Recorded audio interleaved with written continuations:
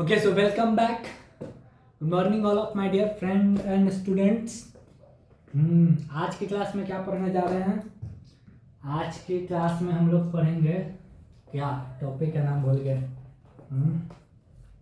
आज की क्लास में हम लोग पढ़ेंगे थायराइड कार्सिनोमा। तो सबसे पहले हेडिंग लिखते हैं थायराइड कार्सिनोमा। ओके मतलब आज की क्लास में हम लोग को थायराइड कार्सिनोमा है उसके बारे में पढ़ना है। देखिए हम लोग को जो पढ़ना है वो मेनली जो है four types of thyroid carcinoma है, उसके बारे में पढ़ना है। जो फर्स्ट थायराइड कार्सिनोमा होता है which is the most common, that is the papillary thyroid carcinoma. तो लिखते हैं पहला टॉपिक जो हम लोग को पढ़ना है वो पैपिलरी थायराइड कार्सिनोमा, ठीक है। और चार बोले थे, एक ही हुआ, अभी 3 बाकी है, ठीक है, लिख रहे हैं ना। पैपिलरी हो गया। सेकंड जो मोस्ट कॉमन है उसको बोलेंगे फॉलिकुलर थायराइड कार्सिनोमा। चलिए 2 और बचा हुआ है। तीसरा जो इन दोनों के बाद जो मोस्ट कॉमन है उसको बोलेंगे मेडुलरी थायराइड कार्सिनोमा। और सबसे लास्ट में हम लोग पढ़ेंगे एनाप्लास्टिक थायराइड कार्सिनोमा। देखिए इससे पहले कि हम लोग इंडिविजुअल इन कार्सिनोमा है उसके ऊपर बात करें, उससे पहले क्या जरूरी है? उससे पहले ये जरूरी है कि हम ये जानेंगे कि बेसिक थायराइड का क्या स्ट्रक्चर होता है, उसके बारे में पढ़ेंगे। और ये जो कार्सिनोमा है लिखे हैं, इनका ओरिजिन कहाँ से होता है। तो इनमें से जो 3 कार्सिनोमा हो गया ना, एक पैपिलरी हो गया, एक फॉलिकुलर हो गया और एक एनाप्लास्टिक हो गया। तो पैपिलरी, फॉलिकुलर एंड तीसरा क्या था, एनाप्लास्टिक। ये तीनों कहाँ से ओरिजिन हो रहे हैं? ये तीनों ओरिजिन होते हैं क्यूबॉइडल इपिथेलियम सेल्स ऑफ किसका, फॉलिकल्स। थायराइड किससे बना होता है? थायराइड बना हुआ है थायराइड फॉलिकल्स से। तो थायराइड फॉलिकल्स की जो लाइनिंग होती है वो क्यूबॉइडल इपिथेलियम है, उससे लाइंड होता है। तो उस क्यूबॉइडल इपिथेलियम में क्या हो गया, नियोप्लास्टिक ट्रांसफॉर्मेशन हो जाता है। तो उस क्यूबॉइडल इपिथेलियम में किसका, थायराइड फॉलिकल्स के जो क्यूबॉइडल इपिथेलियम्स है उसमें अगर नियोप्लास्टिक ट्रांसफॉर्मेशन हो जाएगा तो पैपिलरी, फॉलिकुलर और ये एनाप्लास्टिक थायराइड कार्सिनोमा हो जाएगा। और ये जो मेडुलरी लिखे हैं वो मेडुलरी थायराइड कार्सिनोमा है। वो होता क्या है कि जो थायराइड फॉलिकल्स है उनके बीच के जो स्पेस होते हैं उनको बोलेंगे क्या, इंटर फॉलिकुलर स्पेस। तो इस इंटर फॉलिकुलर स्पेस के अंदर क्या होता है, कुछ सेल्स प्रेजेंट होते हैं, उनको बोलते हैं पैरा फॉलिकुलर सेल्स। तो अगर पैरा फॉलिकुलर सेल्स के जो क्यूबॉइडल इपिथेलियम सेल्स है उसमें अगर नियोप्लास्टिक ट्रांसफॉर्मेशन हो जाता है तो वो क्या करेगा, मेडुलरी थायराइड कार्सिनोमा काउज करेगा। तो ये इनका ओरिजिन कहाँ से होता है, मेडुलरी थायराइड कार्सिनोमा। ये ओरिजिन हो रहे हैं पैराफॉलिकुलर सेल्स से, पैराफॉलिकुलर सेल्स। तो papillary, follicular and anaplastic they are arises from the cuboidal epitheliums of follicular cells. Medullary thyroid carcinoma arises from the parafollicular cells. कितनी बात हो गई। इसके बाद हम लोग नेक्स्ट देखेंगे कुछ बेसिक स्ट्रक्चर किसका, थायराइड का, ठीक है।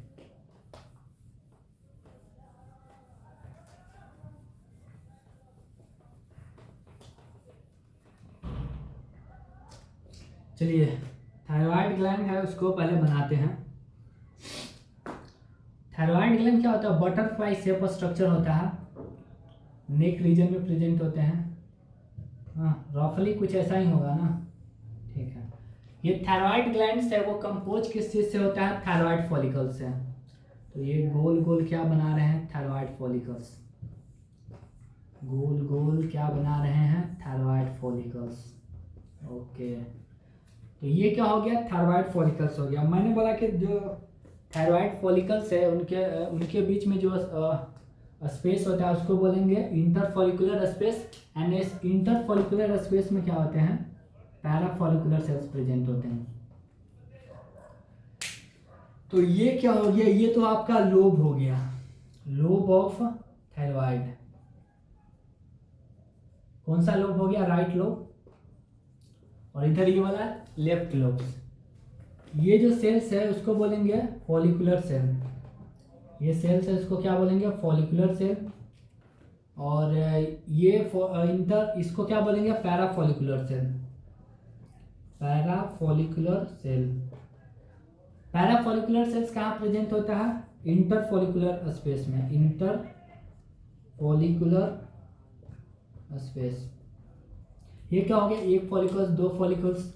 तो इन फॉलिकल्स के बीच आप ये देख रहे हैं स्पेस हो गया ना, इस स्पेस को बोलेंगे इंटरफॉलिकुलर स्पेस। तो इस स्पेस का नाम दिया गया है इंटरफॉलिकुलर स्पेस। तो इंटरफॉलिकुलर स्पेस में क्या होता है, वो पैराफॉलिकुलर सेल्स है वो प्रेजेंट होते हैं, ठीक है। अच्छा, ये जो पैराफॉलिकुलर सेल्स है वो जो हार्मोन सिक्रेट करते हैं उसका नाम है कैल्सीटोनिन। कैल्सीटोनिन क्या करता है, ब्लड के जो कैल्शियम लेवल है उसको लोअर करेगा। सो lower the blood calcium level. मतलब ये हाइपोकैल्सीमिया के लिए रिस्पॉन्सिबल होता है। ये फॉलिकुलर सेल्स है वो क्या सीक्रेट करेगा, रिलीज करेगा T3 T4, इसको बोलते हैं थायराइड हार्मोन। ये नंबर क्या रिप्रेजेंट करे, ये नंबर रिप्रेजेंट करता है कि इसके अंदर कितने आयोडीन प्रेजेंट है। T3 इसका मतलब 3 आयोडीन है, 4 है इसका मतलब 4 आयोडीन है। तो यहाँ तक हमने जो बात किया वो एक बेसिक स्ट्रक्चर था किसका, थायराइड ग्लैंड्स का। अब हम लोग तैयार हैं, वी मूव फॉर वो कैंसर वाले टॉपिक्स के ऊपर। तो सबसे पहले मैंने बोला कि जो फर्स्ट कैंसर जो है वो पढ़ेंगे वो papillary thyroid carcinoma. First cancer जो पढ़ना है हमें उसको बोलेंगे पैपिलरी थायराइड कार्सिनोमा। चलिए, तो फर्स्ट कैंसर है उसका शुरुआत करते हैं। Papillary thyroid carcinoma. चलिए, ओके। सो पैपिलरी थायराइड कार्सिनोमा के बारे में कुछ बेसिक 2-4 पॉइंट लिखते हैं। जितने भी जो थायराइड कार्सिनोमा होते हैं उसमें से जो मोस्ट कॉमन वाला जो है वो यही है, पैपिलरी थायराइड कार्सिनोमा। तो ये क्या है, मोस्ट कॉमन थायराइड कार्सिनोमा ना। 70 to 80% अगर केस ऑब्जर्व किया गया है तो उसमें देखा गया कि जो थायराइड का जो कार्सिनोमा होता है उसमें से पैपिलरी थायराइड कार्सिनोमा देखने को मिला। अच्छा, उसके बाद और क्या लिखते हैं, इसमें क्या होता है कि ट्यूमर सेल्स जो होता है ना वो एक पैपिलरी यानी फिंगर लाइक पैटर्न में अरेंज होते हैं। तो इस वजह से इसको क्या बोला गया है, पैपिलरी थायराइड कार्सिनोमा। इसमें ट्यूमर सेल्स क्या हेल्प करते हैं, tumour cell arrange in papillary pattern, papillary like fashion या पैटर्न जो भी बोलना है बोलिए, ठीक है। तो ये कुछ 2-4 पॉइंट, 2 नहीं 4 नहीं 2 ही है, हाँ ठीक है, कोई बात नहीं है। तो ये 2 पॉइंट है पैपिलरी थायराइड कार्सिनोमा का। उसके बाद हम लोग इसका इटियोपैथोजेनेसिस है वो देखेंगे। इटियोपैथोजेनेसिस देखने के बाद फिर क्या करेंगे, इसका माइक्रोस्कोपिक फीचर है वो देखेंगे, फिर लेक्चर खत्म। फिर क्या 2 पॉइंट। तो जो अभी पहले तो इटियोपैथोजेनेसिस है उसको देखा जाएगा। तो इटियोपैथोजेनेसिस पर मूव किया गया है,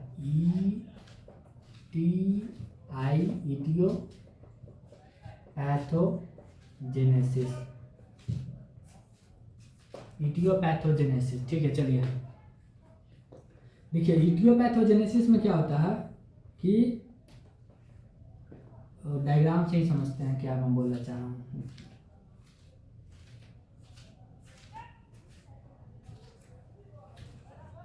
ये हमने थायराइड ग्लैंड बनाया, thyroid gland which is composed of thyroid follicles. तो ये क्या हो गया, एक थायराइड फॉलिकल्स है उसको बाहर निकाल दिया। मैंने बोला कि जो थायराइड फॉलिकल्स है they are lined by cuboidal epithelium. Thyroid follicles है किससे लाइंड है, क्यूबॉइडल एपिथेलियम से, ठीक है। ये क्या हो गया, थायराइड फॉलिकल्स,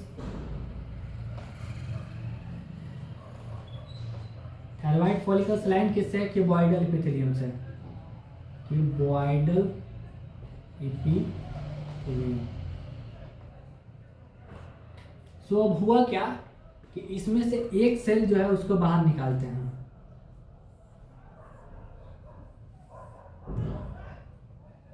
ना, ये वाला सेल से उसको बाहर निकाला। कौन सा सेल से, इस सेल का नाम क्या है, क्यूबॉइडल एपिथेलियम, क्यूबॉइडल सेल्स है, ठीक है। सेल्स है तो वैसी बात है इसके पास न्यूक्लियस वगैरह होगा ना, न्यूक्लियस है। न्यूक्लियस के अंदर क्या है, न्यूक्लियस के अंदर क्रोमोसोम प्रेजेंट होंगे, और क्रोमोसोम के ऊपर क्या होगा, जीन होगा। दो क्रोमोसोम बना रहे हैं हाँ, क्योंकि दो अलग अलग जीन जो है उसमें म्यूटेशन की वजह से ये पैपिलरी थायराइड कार्सिनोमा होता है। ये क्रोमोसोम क्या है, ये क्रोमोसोम नंबर 10 है, और ये जो है आपका क्रोमोसोम नंबर 7 है। तो क्रोमोसोम नंबर 10, क्रोमोसोम नंबर 10 पे जो जीन प्रेजेंट होता है, इस जीन को बोलते हैं रेट जीन। और क्रोमोसोम नंबर 7 पे जो जीन प्रेजेंट होता है, इस जीन का नाम दिया गया है ब्राफ V600E। तो होगा क्या कि ये जो ब्राफ V600E जीन है और उधर जो रेट जीन है, इन दोनों जीन में क्या होता है, म्यूटेशन हो जाता है। तो इस म्यूटेशन की वजह से क्या होगा, म्यूटेशन की वजह से अगर कहीं पर म्यूटेशन हो जाएगा, अच्छा ये दोनों है क्या, ये तो प्रोटोऑन्कोजीन है, दोनों क्या प्रोटोऑन्कोजीन है। तो अगर प्रोटोऑन्कोजीन में म्यूटेशन हो जाता है तो इसकी वजह से क्या होता है, सेल डिवीजन को जो पाथवे रेगुलेट करता है या जो प्रोटीन रेगुलेट करता है उसको ये स्टिमुलेट कर देता है। उसकी वजह से क्या हो जाएगा, एक्सेसिव सेल डिवीजन हो जाता है, that leads to a tumour condition. तो इसके आगे वाला डायग्राम जो है अब आगे बनाया जाएगा।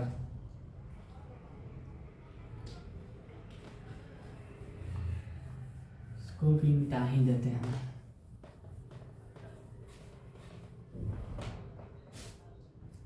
यहाँ पर बस लिखते हैं इटियोपैथोजेनेसिस,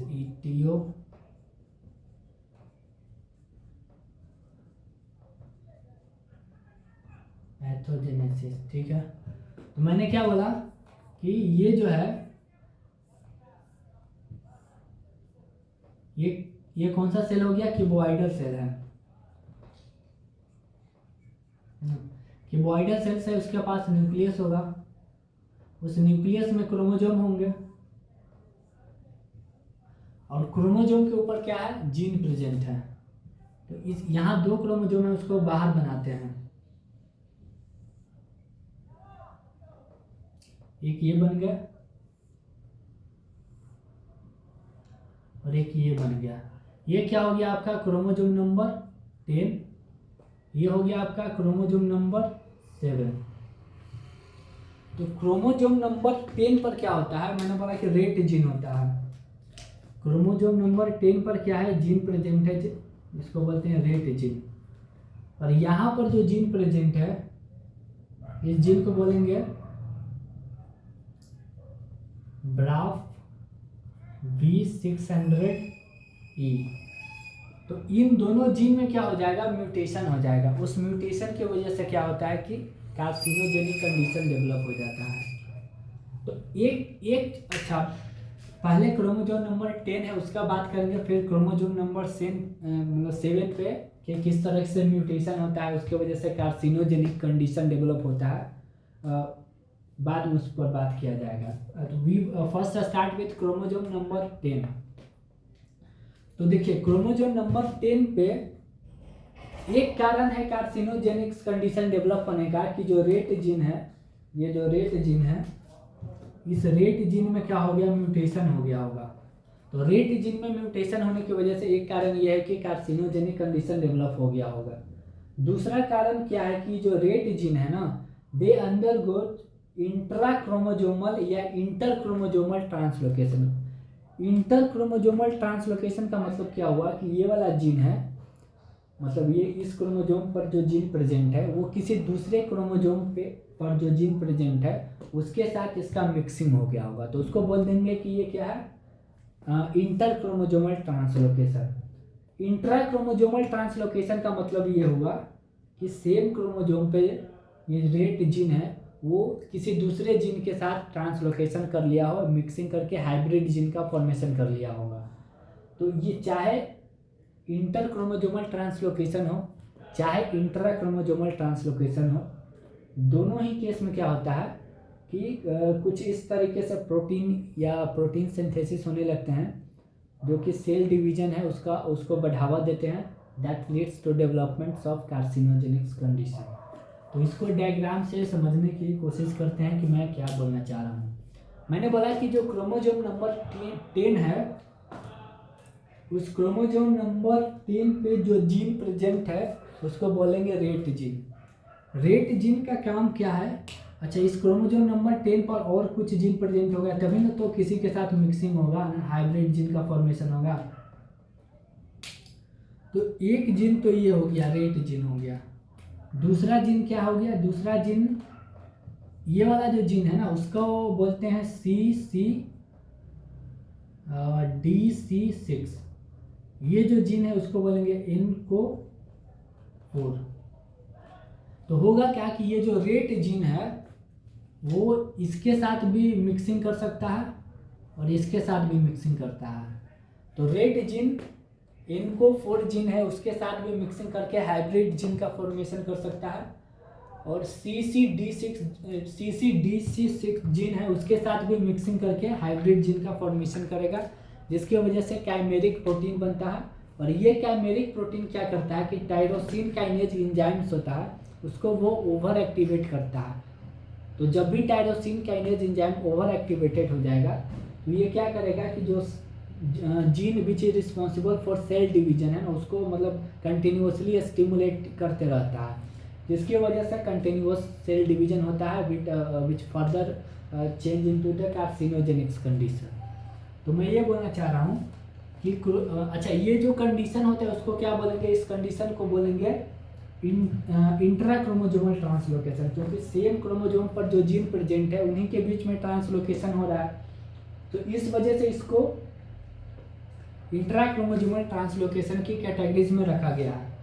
ठीक है, आगे क्या हो गया, आगे क्या, आगे 2 कंडीशन हो सकती है ना, रेट जीन है या तो CCDC6 जीन है उसके साथ इंट्रा क्रोमोजोमल ट्रांसलोकेशन करेगा, या इनको 4 जीन है उसके साथ ट्रांसलोकेशन करेगा। तो पहला सिनेरियो तो ये जनरेट हो रहा है कि ये जो पहला सिनेरियो क्या जनरेट हो रहा है कि जो रेट जीन है वो ट्रांसलोकेशन कर रहा है इनको 4 जीन के साथ। ये आपका रेट जीन है और ये ट्रांसलोकेशन किया किसके साथ, इनको 4 जीन के साथ। रेट जीन किसके साथ ट्रांसलोकेशन किया, इनको 4 जीन। तो ये क्या बन गया, हाइब्रिड जीन बन गया। इस हाइब्रिड जीन को इसी के नाम पर लिख देते हैं ना, जैसे कि एक तो इसके अंदर रेट जीन हो गया और दूसरा क्या हो गया, इनको 4 जीन हो गया। तो ये आपका क्या बन गया, हाइब्रिड जीन बन गया। दूसरा कंडीशन ये है कि ये जो रेट जीन है वो CCDC6 जो जीन है उसके साथ ट्रांसलोकेशन करेगा। तो ये क्या हो गया आपका, CCD6 जीन है वो हो गया और ट्रांसलोकेशन किसके साथ हो गया, रेट जीन का। तो अगेन यहाँ पर क्या हो गया, रेट CCDC6 हाइब्रिड जीन बन गया।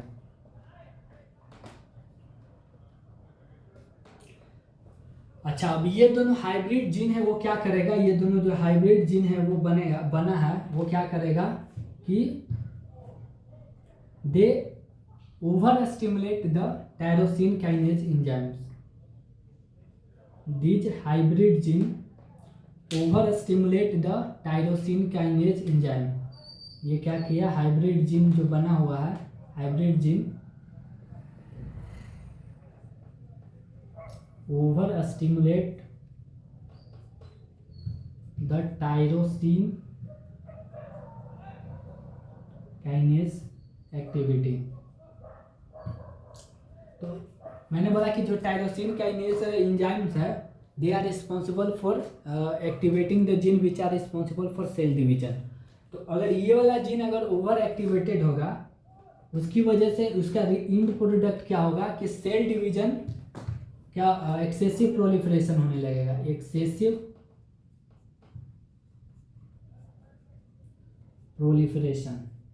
एक्सेसिव प्रोलिफरेशन की वजह से क्या होगा कि कार्सिनोजेनिक्स कंडीशन डेवलप हो जाता है ना। बेसमेंट मेम्ब्रेन अगर से किसी स्मॉल जगह पर अगर ज़्यादा सेल डिवाइड करने लगेगा तो ऑब्वियसली बात है बेसमेंट मेम्ब्रेन डेवलप मतलब ब्रेकआउट हो जाएगा।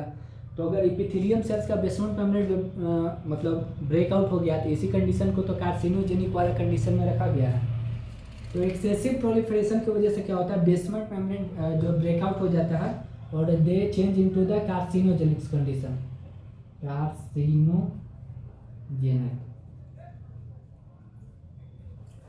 दूसरा बात क्या हो गया, ब्राफ V600।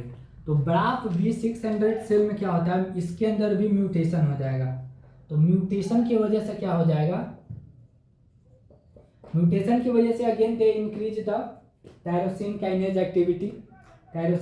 Activity more, they will excessive proliferation हो गया, they break out the basement membrane and change into the carcinogenics condition.